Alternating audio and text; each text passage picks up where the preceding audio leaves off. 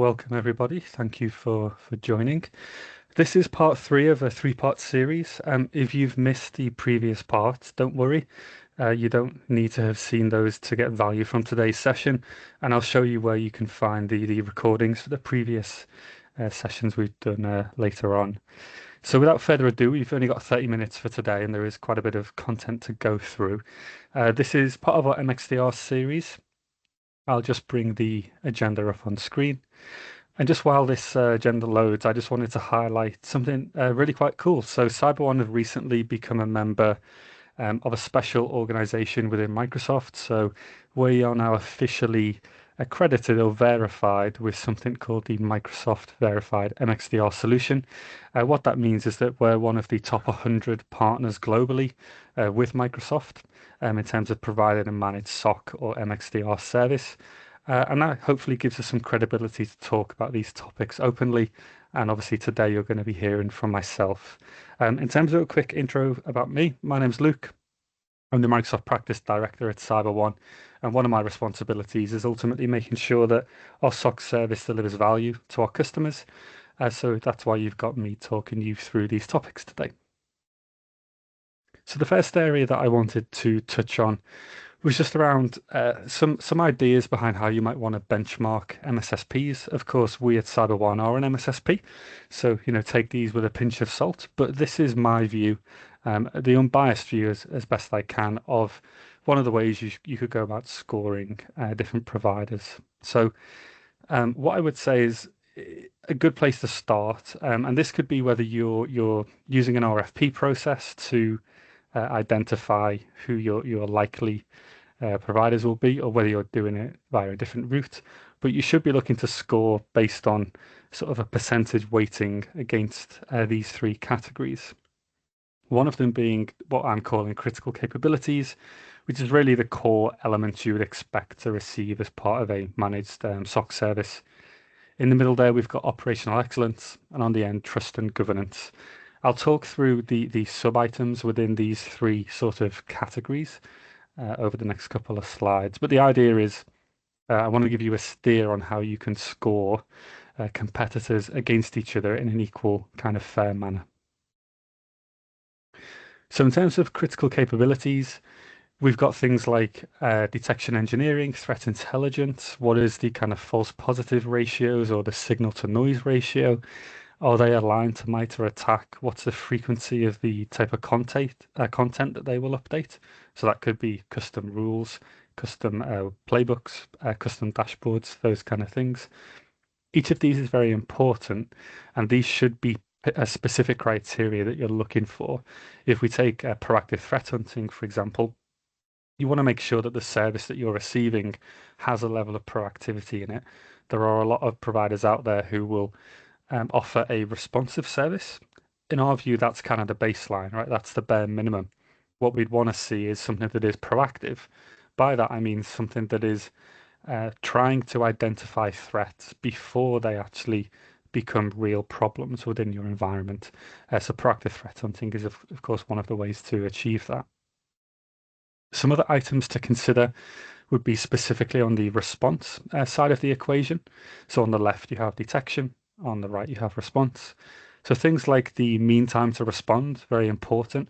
What is the mean time for the provider to actually respond to any given incident? So a P1 or a P2, how quickly can they actually respond to that? And respond typically means taking some kind of action, so starting the process of containing the threat. We've also got that leads me on to containment itself. So is that provider going to be covering your whole estate, or are they only going to contain certain types of threats? So make sure you're reading your contract, make sure you're reading the proposals or the statement of works to understand where does the provider draw the boundary. Will they respond and contain to everything, or are there some limitations to that? You also want to make sure that, of course, the service has automation in place. This could be using typical orchestration-based automation or using AI automation as well. Both are completely valid. And there are particular use cases where orchestration versus AI might win out, and of course, vice versa. You want to also make sure the service is 24 by 7, 365, meaning there's no exception every day of every week, whether it's the weekend, whether it's 2 a.m., whether it's the Christmas holidays, that provider should be actively protecting you. And going beyond that, again, something that is often overlooked or is sometimes hidden within the contracts of some MSSPs out there is whether their service is alerting only or whether they will genuinely take action to respond. So, of course, if you pay for an alerting only service, it will be at a cheaper price, but that's because they're simply notifying you of a cyber event and it's up to you to take the action. In most cases, when organizations are looking to invest in an MXDR service, they're assuming or expecting the provider will actually, yes, alert and detect the problem, but will of course fix the problem themselves. So make sure you're not falling foul of that either. The third item along then is coverage. So I've lightly touched on this earlier, but are they actually going to be ingesting logs and data from your entire environment, or are there some limitations? Some providers, for example, will um, charge you additional fees for ingesting custom logs, or even sometimes anything that they consider sort of non-standard or outside of their core offering. They may actually have additional fees for each data connector or log source that is joined up to the solution. So you want to be making sure whether that is the case or not, because if you've got a large estate with lots of disparate technologies, yes, you will have the initial commercial price from the provider, but later on in the contract, you may then get hit by additional fees if you want to bring more technology into scope. So make sure you're checking those things as well. Okay, so if we move then on to operational excellence, so what do we mean by this? In terms of the technology stack, a very key thing is naturally making sure that whatever tools the service provider uses, they integrate and link with your existing tool set. You never want to be in a situation where you have to go out and purchase something to complement the provider's service because that would be an unexpected cost and of course would cause all kinds of challenges in terms of how do you manage and deploy that new tool. So make sure that their service is bringing all of the tools to the table. Um, in terms of AI and automation, so what you would hope to see nowadays is that the provider is using AI in a sensible way. There are some solutions that have an entirely AI-based SOC, and that means that the AI is actually making the decision on whether a threat is real or not. I would not recommend that.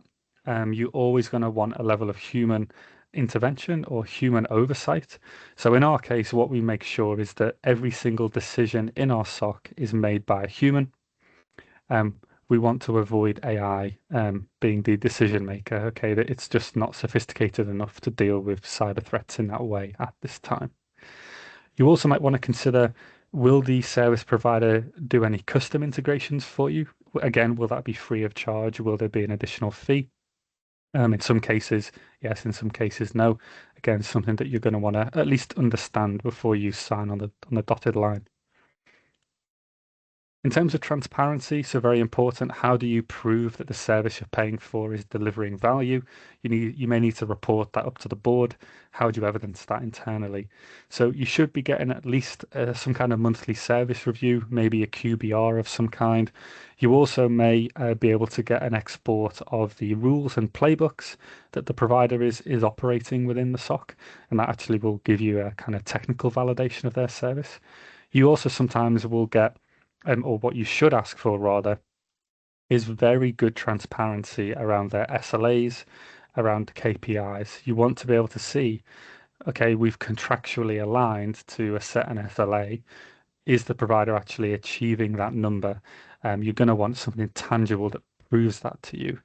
Otherwise, you have no recourse if the provider does miss the SLA. So you need them to be providing transparency around that. Then the final area around trust and governance. So there's quite a few subsections within here. I'll just mention that in terms of data sovereignty, again, something that often gets overlooked, you need to understand when the provider is ingesting your data and your telemetry into their solution, where is that data going? In some cases, it will be going to the provider's cloud, which means the data is ultimately leaving your control. In other cases, the data might be ingested into your own tenant, into your own network, in which case you would retain full control over it. So if you have any concerns around data sovereignty, keeping ownership of your data, you're gonna want to go to option two there, and the provider should be offering a way in which data can remain within your own network. In terms of incident management, you'd want to see an end-to-end life cycle for that. What is the trigger point for any incident management process being kicked off? And what is the end point of that? What is the finish point? So do you receive some kind of output? In some instances, you might receive a root cause analysis report if it's a real significant event. In other cases, you might receive something a bit more high level, but you need to understand what you're going to receive so your expectations are in the correct place. Um, in terms of forensics and malware analysis, most providers will offer that as an add-on service. That's fairly normal in the industry. So if you ever see, additional pricing for that level of forensic investigation, that is quite normal. Some providers do include a level of that within their typical SOC service. So again, you just need to understand where that provider draws the line in their service. Then in terms of stability, it's very common for organizations to ask for the financial records of the business for the last 1, 2, 3 years, perhaps, just to prove that the organization you're about to invest your security into is stable and is healthy from a financial perspective.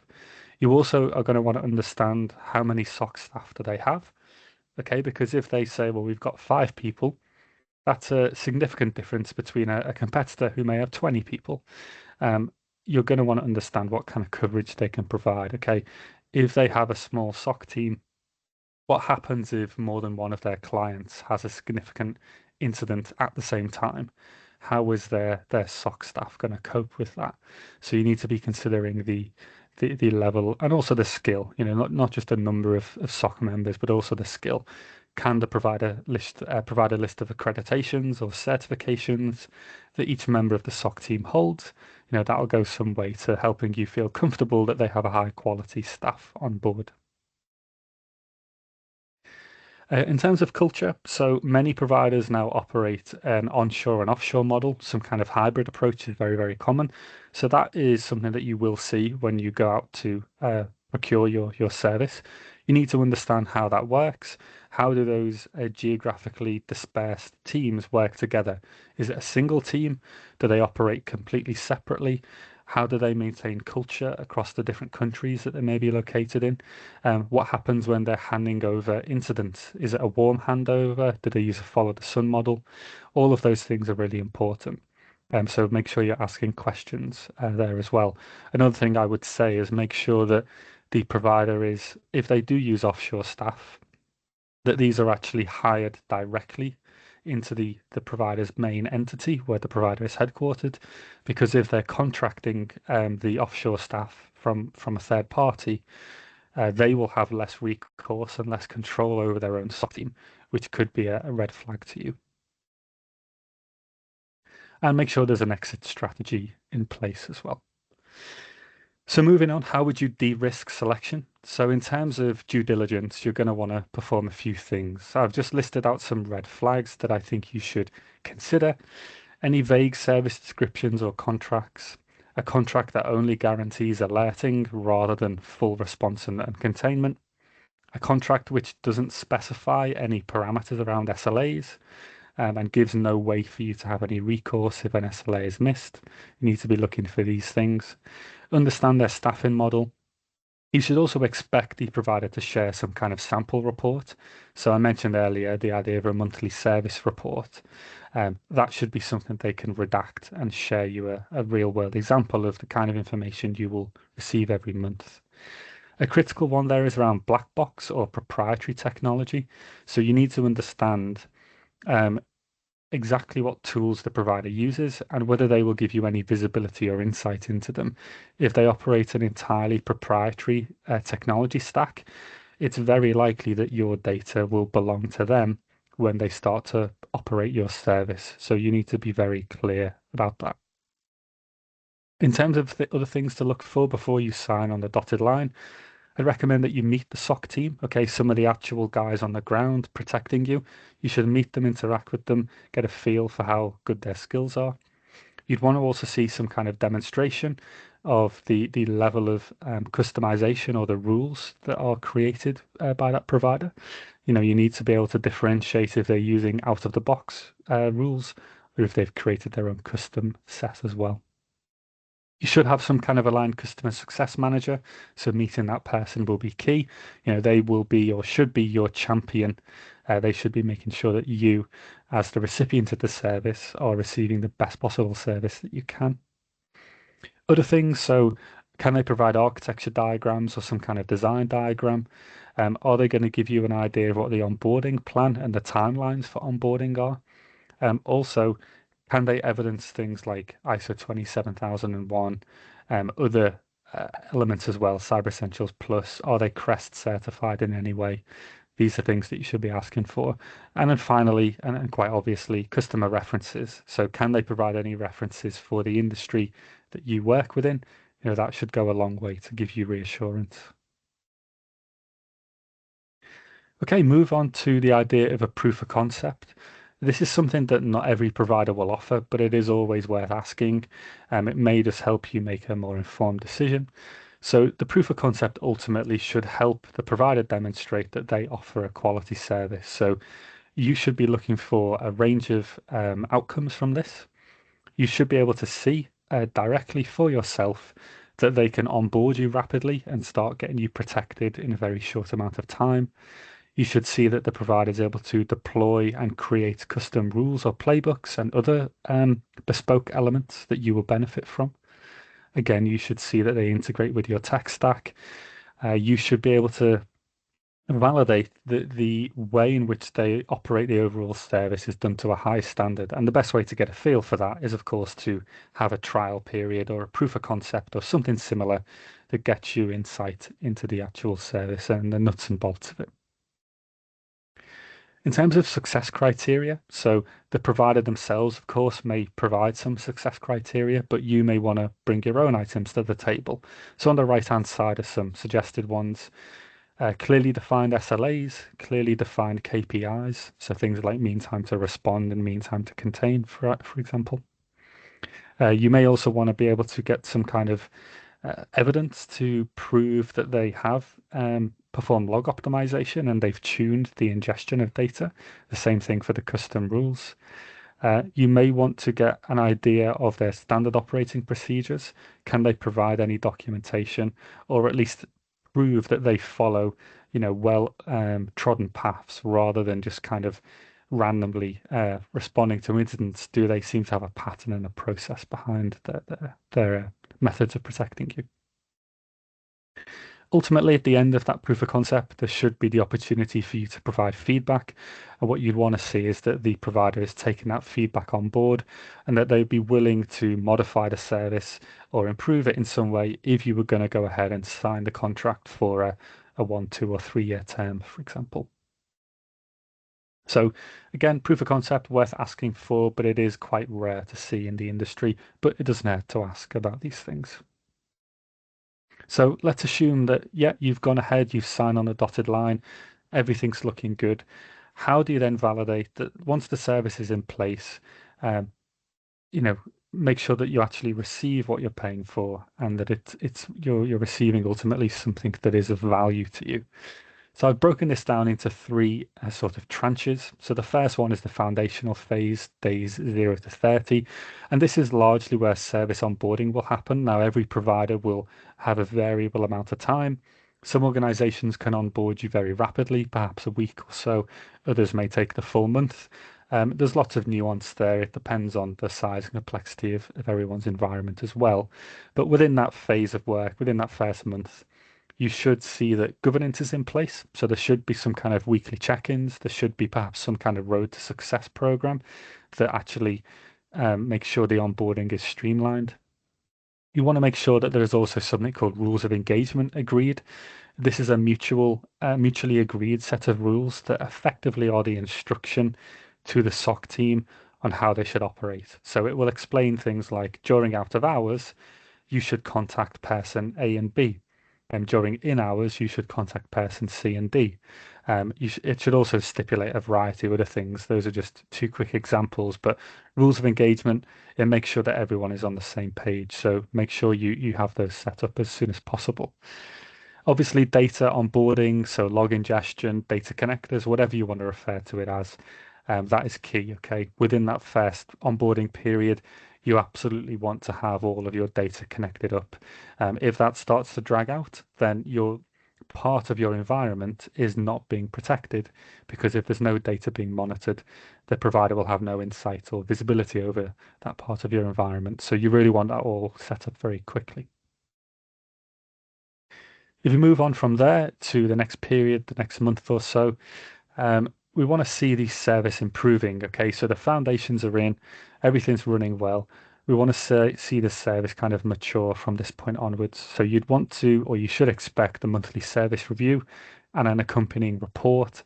That should be a touch point, a regular occurring meeting where you can speak to ideally a customer success manager, and preferably as well, you actually want a member of the SOC team to be on that meeting. So you're getting a technical individual to attend from the provider who can give you insights into the technicalities of the last month within the SOC. In terms of log optimization, in the foundational phase, we got everything connected up, but in that blue box, we want to make sure that everything is optimized. So is the provider optimizing for cost? Are they helping you drive your ingestion cost down? They certainly should be. That's part of what providing a SOC is all about, is helping the recipient of the service receive something high quality at a reasonable price. But they also should be optimizing for noise reduction. It's really no good just to ingest every possible log source without optimizing them, because without that optimization, you you reduce the fidelity of the actual SOC service itself. We also would expect further customizations. So again, in the foundational box in yellow, they got the basics in place. All the core elements of the service are up and running. In blue, we want to look at customization. So can they now start to create custom rules for you, modify things that they may have deployed as standard and customize those and tailor them for you? They certainly should be. You're paying for what is typically a premium kind of service, you're going to want some level of customization unique to your environment. At this point as well, it's been over a month, perhaps almost 2 months, depending on exact timelines. You're going to want evidence that they've achieved their SLAs and KPIs. So again, is there some kind of report that they're sharing that actually proves they've achieved those things that are stipulated in the contract? Finally, then the maturation phase. So looking beyond, okay, this could be from the third month onwards into the far future. What we want to be doing is making sure that the service is continually enhancing over time. So is the quality of the service improving or is it degrading? What unfortunately does happen is if you're a long-standing customer, you may get forgotten. Okay, you've been there a while, the provider's got new and shiny customers to focus on. Is your service degrading will be a very good telltale sign that focus has been lost. So you want to make sure that it's quite the opposite, that the service only improves. Something that we do is that all of our customers, if we develop a new technology or a new customization, we don't hold that back from our customers. Everyone will receive that upgrade. We don't charge an additional fee. We just provide that because our view is that as the cyber landscape evolves, as your organization evolves, our service must evolve and keep pace with all of those things. And it wouldn't feel right to charge additional money for that, because to provide an MXDR service, you really should be innovating and protecting the customer. So make sure that that is happening as well. You would also expect further log optimization, further customization. Okay, more of those things should be happening. These should be continual tasks, so that it shouldn't be a one and done. It's not like within the first few months you get loads of attention, and then after that you get forgotten about and you get no more customization. There should be routine intervals, perhaps quarterly, for example, where you're receiving some kind of value add to the service that proves they are evolving, that they care about you, that they have focus and attention on you. What I would also look for or ask for is a roadmap of some kind. So again, it's all about the service evolving over time. You'd want to see some kind of roadmap that the provider has. Okay, what is the service going to look like in 6 months or 12 months? What about in 2 years? Okay, what is their adoption of AI like? What about other emerging technologies? Are they bringing these things into the service? How will that work? Okay, will there be any disruption to you? Will you have to pay extra for those things? You want to see that the provider is not only innovating in the short term, but has a longer term plan, and they'll take you on that journey. Again, that should just be happening as part of the service you receive. And then finally, down to the bottom, requests. So as a highly valued customer, you should have the ability to request things. So perhaps you really like the service, but there's a particular thing that you think could be done better. You should be able to request that, and that should not fall on deaf ears. Okay, you should actually receive some kind of acknowledgement, and then, of course, the work to be done to achieve the thing you've requested. It could be as simple as, can you create a custom dashboard for us? We're worried about a certain type of attack. Can you create a custom rule that will help protect us against that thing? It can be those simple things, okay? Potentially a few hours of engineering time is all you're asking for. The ability to request those, have those formally acknowledged, and then built into the roadmap somewhere is always going to be key. Okay, so with that said, I'm going to wrap up. As an outcome of this session, you will receive via email or MXDR buyer's guide. It condenses all of the material that I've talked through today, as well as in part one and part two of this series, into a handy kind of PDF document. It'll give you all the key insights from today and lots more beyond as well. So please, when you receive that, do take a look. There's lots of really important information in there. Beyond that, if you're interested in having a CyberOne come in and benchmarking an existing SOC, we can come in and do an assessment of your, existing one, whether that's an internal, in-house managed SOC or something you're using a third party for. We can come in and perform a technical assessment to see, is the service you're receiving up to scratch? What we do is we look at things like the quality of the rules, the quality of the detection logic, the way log ingestion has been optimized, and overall coverage. And out the back of that, you get a report that gives you a kind of maturity score around how robust and well operated your SOC is. I've mentioned part one and part two, so you can go and visit the on-demand videos of those. If you go to our website, cyber1.security, you go to the events page, we then have an on-demand section where you can watch all of our previous content. So feel free to catch up on those in your own time. With that said, thank you for attending today's session. I do appreciate your time. Have a good afternoon, and of course, have a Merry Christmas as well. Thank you, everybody.